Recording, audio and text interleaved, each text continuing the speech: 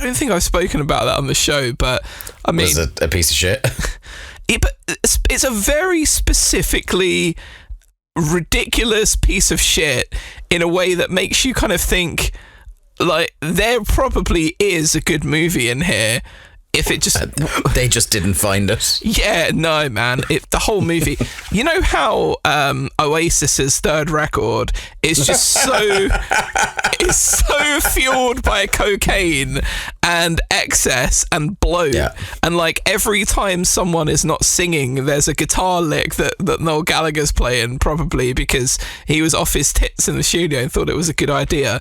And every song is, like, 8.5 minutes long when it could have been 4 or 5. This movie's like 3 and a bit hours long, and there is a really nice... It's what? Yeah.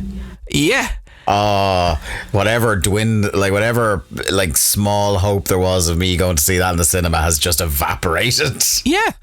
And within not doing, after fucking Avatar last month, I'm not doing a 3-hour movie for a while. Within the first 5 minutes of the movie, you see an elephant shit on a man, a woman... Okay, now I'm back in. A woman piss on a guy, and... Okay, back out. And Margot Robbie in what can only be described as Pacino-less heroic level of cocaine in front of her. So, yeah. Potentially back in. Yeah.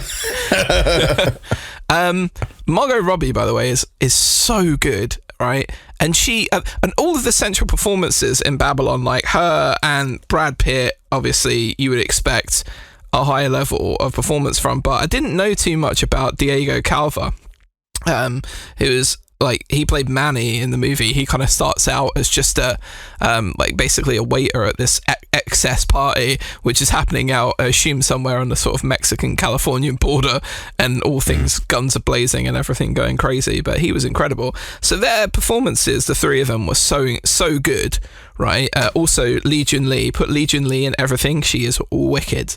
But anyway, I digress. So it's just like, they were so good, but so much of the movie in and around it was absolute bollocks, and it was just kind of over bloated and ridiculous and strange. Is it one of those where they're trying to go for that Wolf of Wall Street, where everything about the film is done to excess, pretty much, to kind of like to play into that theme of excess in the actual plot of the film, but unlike Wolf of Wall Street, it just didn't pan out for them. Yeah, and it also has 2 performances in here from Flea, who is basically, you know how Flea in Back to the Future is just like, fly, and he's just like over the top and ridiculous. He's the same level of over the top and ridiculous, and he's just essentially playing like a concierge, like the manager of all the concierges. And it is like movie taking you out of level distracting, like how fucking scenery chewing he is, even though he's only in it for like 15-20 minutes. Am I gonna see him pop up in, have you seen that viral tweet that's going around? Is like, where is it's like a scene in a movie where an actor has just taken very normal dialogue and just fucking gone ham at it. Pretty much, yeah. I'm seeing a lot of Matt Berry in the quote tweet for that, like the New York City has popped up a lot. City, yeah. That might not even be in the top 10 of ridiculous ways that he pronounces a word in that thing. There's a bit where he turns around and he's like, "Shut the fuck up! I'm trying to do a piece to camera." So now every time I see a camera, I'm just like, a camera. Fucking Matt Berry, what a legend. But he's going for that in a comedy show, which makes sense, right? Yeah. And also, when you hire Matt Berry, that's what you get. That's what you get, yeah. Yeah, and I guess maybe that's what Flea shtick is as well. But also, Tobey Maguire is so God. Dave, first of all, right, I'm laughing already. They're trying to convince us that Tobey Maguire is like a mob boss. Like my God. But he's kind of like, it's like Bugsy Malone level shit, where you can tell he's just like a little douchebag.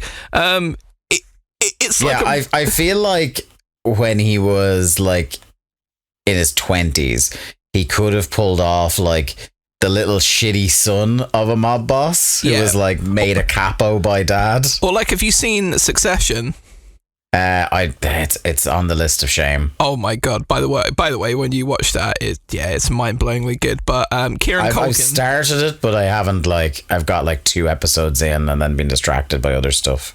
Kieran Culkin is like a little deviant son of a like tycoon who says enough smart things for you to recognize he's smart, but does enough horrible, cynical things, and is just basically he's a sex pervert. Dave is what he is.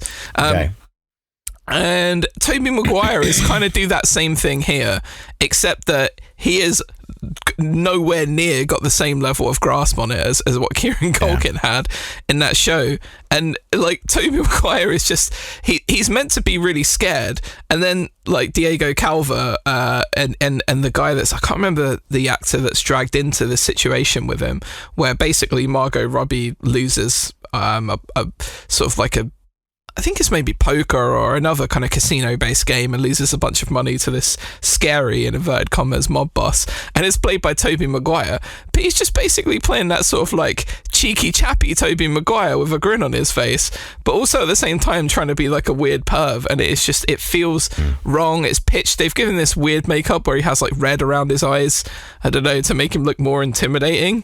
Question mark.